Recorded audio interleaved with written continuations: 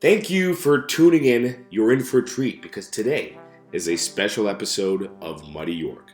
In this episode, we've got our first ever guest. His name is Greg Koabel, and he'll be talking about Toronto's role as the Belfast of Canada. Now, Belfast is a perfectly nice city in Northern Ireland. It has a castle, it has St. George's Market, and it has the Titanic Museum. But when people think of Belfast, they don't picture any of those things. Saying the name Belfast conjures up images of soldiers, bombs, and fighting between Protestants and Catholics. For decades, Toronto was known as the Belfast of Canada, and wasn't meant as a compliment, let us tell you that. Many of the early inhabitants were Irish Protestants, and when they arrived in Toronto, they brought the Orange Order with them. The Orange Order was a Protestant fraternal organization, and it was one of the most important social institutions in Upper Canada. Orange men held power at every level of government, and they were firmly anti-Catholic. When Irish Catholic immigrants began arriving in large numbers as a result of the potato famine, the stage was set for sectarian conflicts that would last for decades. This is Muddy York.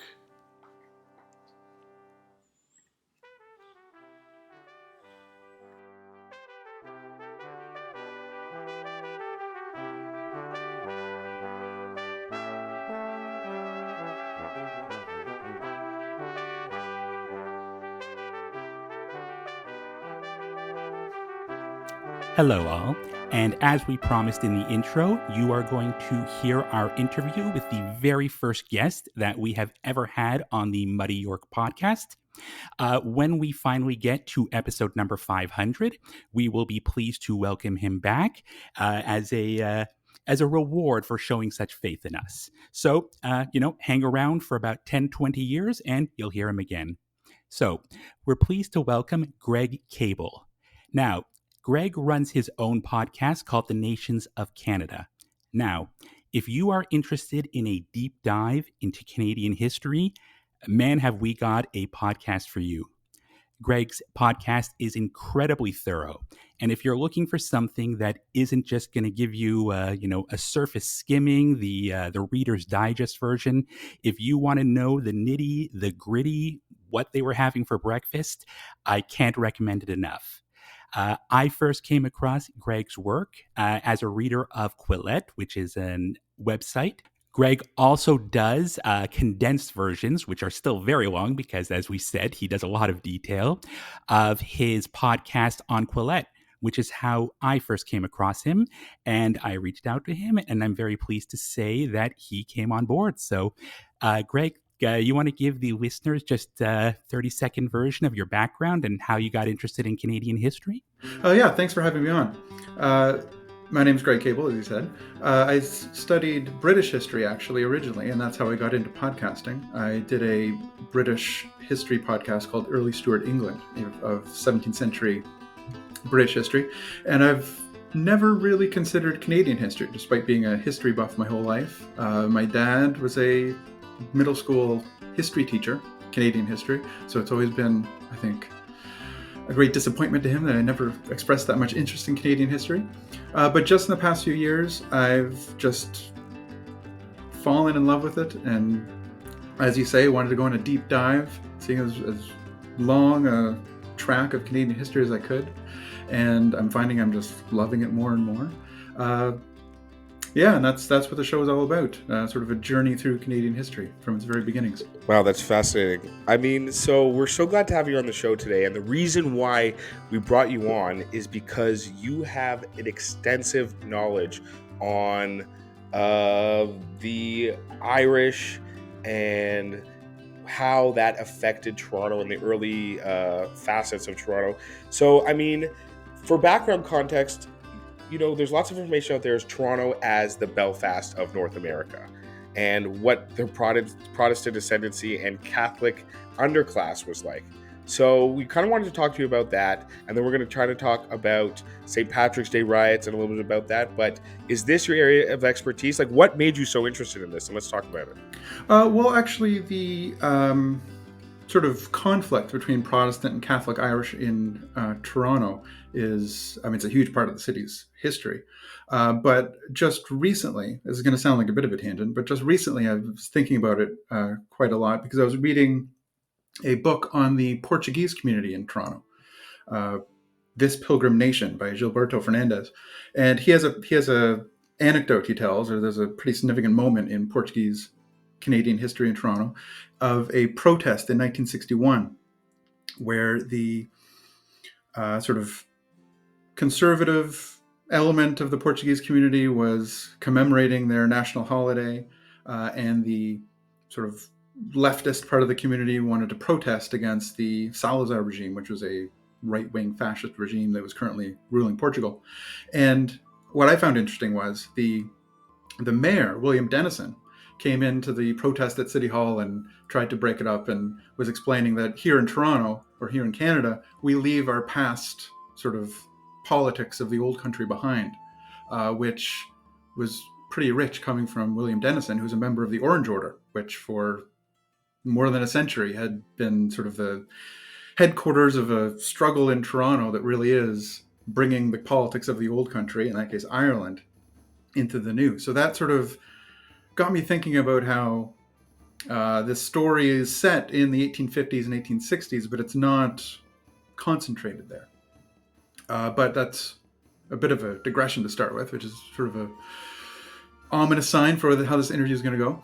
But as far as the Irish community in Toronto, what's interesting about it is that in contrast to what is the sort of familiar narrative of Irish diaspora in North America, which is the United States, is that it's a Catholic Irish migration. Whereas in Toronto, the vast majority of the early Irish migrants were Protestant, which really set up the nature of early Toronto life. The Protestant Irish were definitely the sort of dominant figures in the city. And the Orange Order, which was a Irish Protestant society that protected the ascendancy of Protestantism in Ireland, came with them across the Atlantic Ocean. In fact, Toronto, if you want to talk about the Protestant ascendancy in Toronto, every mayor from 1836 until 1955 was a member of the Orange Order. So that's 120 years, 50 mayors, every one of them a member of the Orange Order. That gives you a sense of how dominant the Protestant Irish community was in Toronto. Although in Canada, the Orange Order was open up to Englishmen and Scots as well. Eventually, it sort of took on a different character. But that core idea of maintaining the Protestant ascendancy was very much a part of the Orange Order in Toronto and its dominant position. So that's the Toronto of probably the early 1840s, but then the population started to change, didn't it? Yes. The famine, the Irish potato famine, really changed the profile of migration. And that's where you start to see the greater proportion of Catholic migration that characterized the sort of larger American migration. And so that had an effect in Toronto as well. You started to see a much larger Irish Catholic community in Toronto. Because of the sort of stranglehold that the Orange Order had on especially municipal politics, it was difficult for the Irish Catholics to really move up, even as far as elected office. But then if you look at, say, municipal employees like the police department or any sorts of public works that the city did, it was very difficult to get anything on that if you were Catholic. So there was this rising sense of a growing Catholic population that didn't feel connected to the growing city, didn't feel like they were a part of the city, they didn't have opportunities. And this boiled over in the St. Patrick's Day of 1858 that you mentioned earlier. Right. So, I mean, there's always been a historical context for violence between Protestants and Catholics. So, and that's always sounded incredibly intense. So, could you provide some examples of notable incidents that may have occurred during this time period between those two populations? Well, I mean, the most notable one is definitely the St. Patrick's Day riots of 1858. Right. And there is sort of a context to that. In in the lead up, so throughout the 1850s, as the Irish Catholic population was growing and growing, there were sites of fairly regular popular contact, friction, you might want to say, between the two groups. They would usually happen around certain days that were publicly commemorated. So the Orange Order would always celebrate July 12th, the glorious 12th. That's when the Protestant armies of King William finally destroyed the Catholic rivals in Ireland and secured the Protestant ascendancy in Ireland. And so that was celebrated by the Orange Order every year. St. Patrick's Day was also obviously a Catholic holiday, the patron saint of the Irish. Also, Guy Fawkes Day was usually a sort of site of contact. That was the day, November the 5th, when the Protestants would celebrate their deliverance from the gunpowder plot of 1605, where Guy Fawkes, a Catholic terrorist, attempted to blow up the king and most of Parliament. So these events usually created a kind of confrontation, usually because they were public commemorations out in the street. It gave you an opportunity to sort of have your opposing groups square off against each other. And this all came to a head in St. Patrick's Day, 1858, because of the changing nature of the Catholic community, where previously these processions had been primarily church affairs led by bishops and priests. That was starting to shift as Catholic lay associations were taking over. So not necessarily secular groups, but groups that were more concerned about the national consciousness of Irish Catholics rather than the church, which tended to be a bit more conservative and not as, maybe you would say, aggressively nationalistic. So 1858 was when all of this boiled over.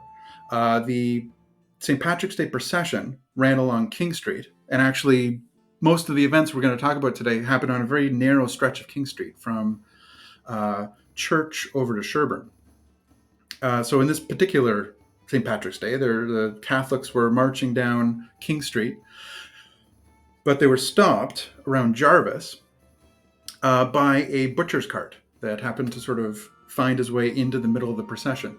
And it was sort of driven by an Orangeman, so it was no accident. He was attempting to break up the procession. This sparked off a massive riot. Obviously, the Catholic paraders didn't take kindly to being interrupted. Orange or Protestants from the nearby community sort of came out to try to protect the wagon driver. This turned into a running battle down south to Colburn Street, and in an alley off Colburn Street where a Protestant named William Lennox had a tavern that was sort of a big hangout for Orangemen. That's where the fight sort of reached its conclusion, and a Irish Catholic named Matthew Sheedy was impaled with what would be possibly by a pitchfork, and was severely wounded and died 2 years later. So this was sort of the event that culminated almost a decade of sort of growing tensions and had huge ramifications for later. Just to clarify, I think you meant 2 days later. Oh, sorry. Yes. What did I say? You said 2 years. Oh, wow. Yeah. Okay. That'd be quite a wound. So, I mean, the riot happens and it ends up creating a ban of the St. Patrick's Day parade for almost 100 years, correct? Yes, there was certainly especially in the 10 years after this, there was definitely a cooling down where both sides sort of realized that these public processions were sort of inviting conflict. And so you would have various groups negotiating to say, okay, you guys hold your St. Patrick's Day festivities indoors this year so that it doesn't cause any problems. There was another case where another Catholic ceremony at the St. Michael's Cathedral in the early 1860s was originally planned as a procession through the neighborhood, but the mayor managed to convince the Bishop of Toronto, John Lynch, to hold it entirely within the confines of the cathedral grounds, and that way not offend the Orangemen. This was only partially successful in that the Orangemen surrounded the cathedral grounds and sort of pelted the people inside with garbage and things like that. So it wasn't always successful in diffusing this, but there definitely was a push from sort of civic leaders and government officials to find ways to celebrate these days that weren't quite as provocative. So, in response to this, I'd say both sides took extra steps. So, on one hand, you have the Orange Order, and on the other hand, you had a new Catholic organization called the Hibernian Benevolent Society. And what did that represent? What was new about that? So the Hibernian Benevolent Society was founded by Michael Murphy, who was a Irish Catholic tavern keeper in Toronto. I don't think you had to say that a man named Michael Murphy was Irish.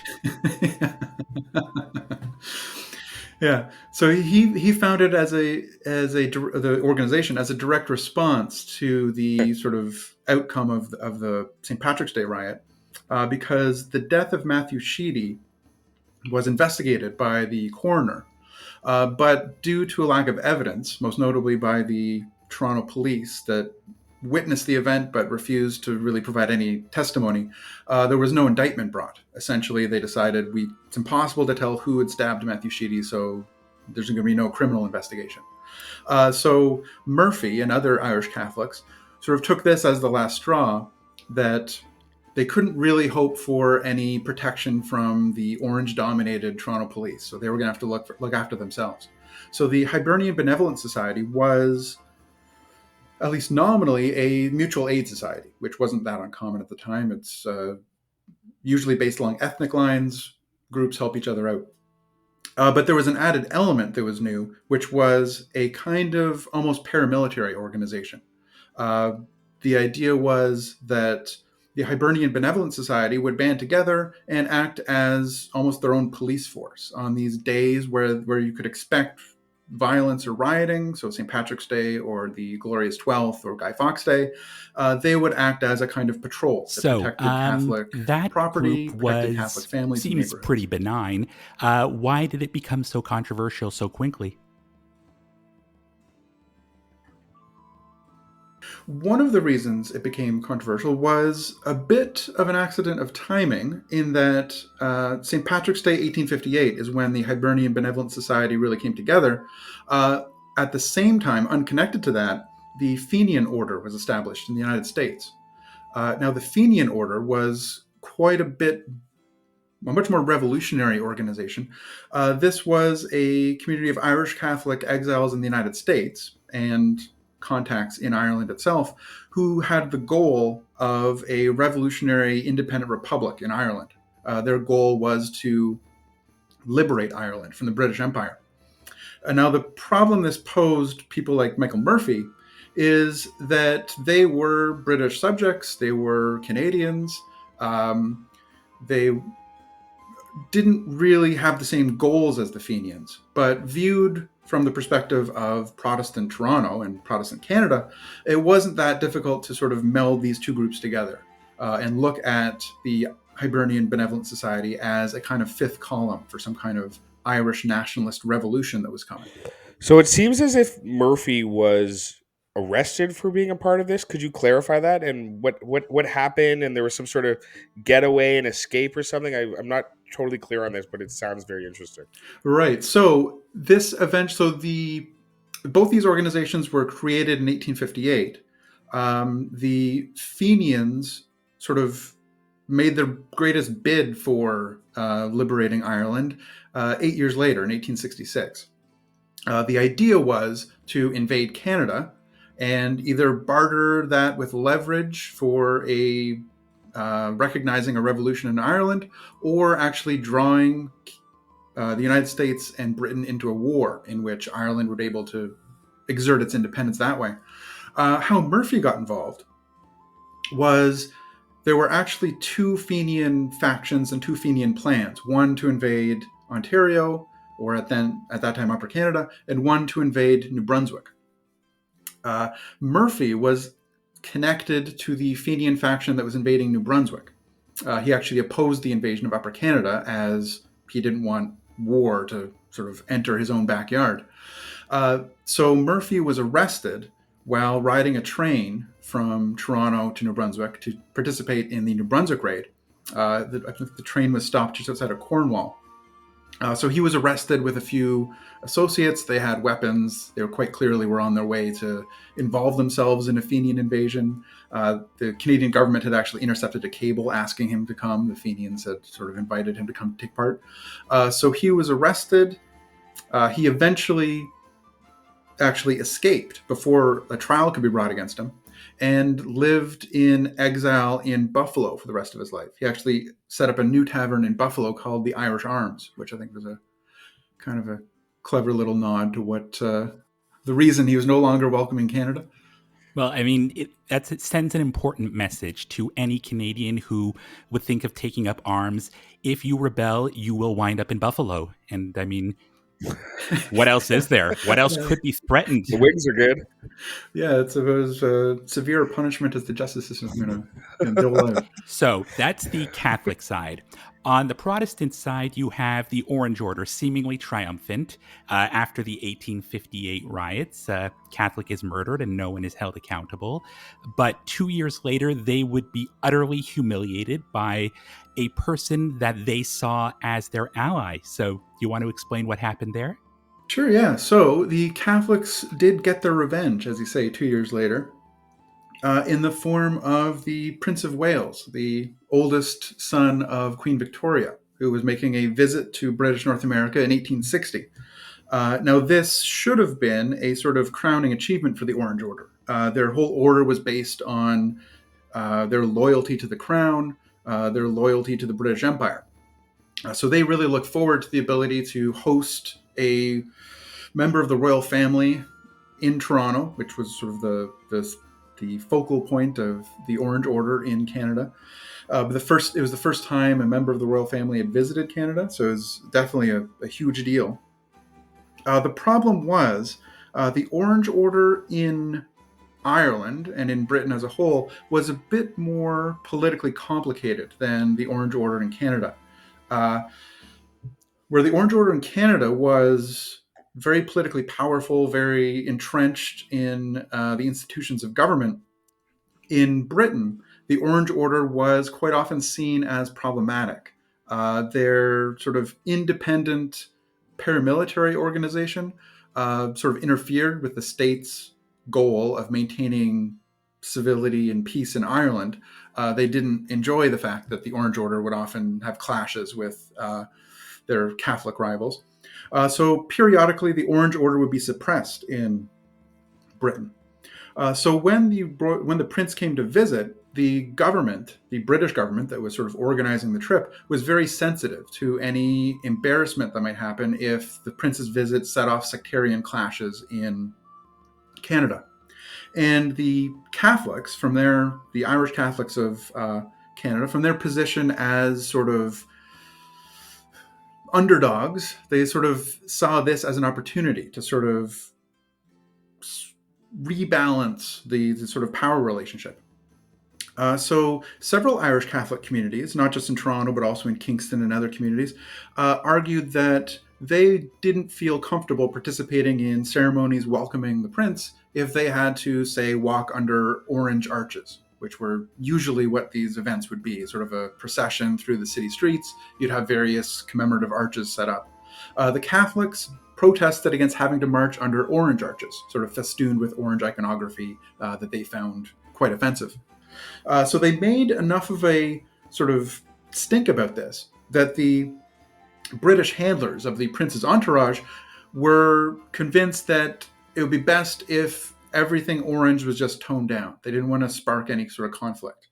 And initially, the Orange Order of Canada refused to believe this. They thought, we're the most loyal people in the empire. Why would the prince not want to see how loyal we are, demonstrate our devotion to the royal family? But the Orange Order got a rude awakening in Kingston, where the royal barge sat offshore for more than 24 hours, waiting for the Orange Order to dismantle all their paraphernalia and commemorations. Otherwise, the prince wasn't going to visit the city. The Orange Order they thought maybe this is a bluff. They didn't really believe it. But after 24 hours, the royal entourage moved on and skipped Kingston. They also skipped Belleville, which was the next one on the list, because the Orange Order managed to jump on trains and beat the royal barge there and set up their displays there as well.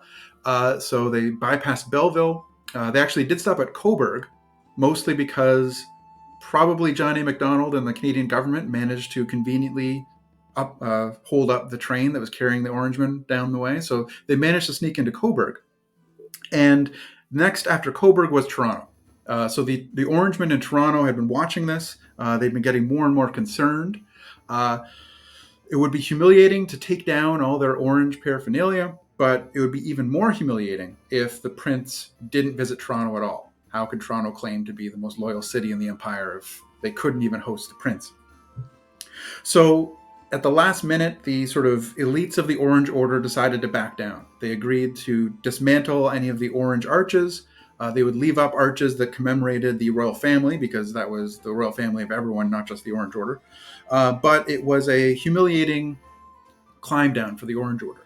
That was actually made even worse because some elements of the order, especially sort of younger hotheads, didn't agree with the elite's decision.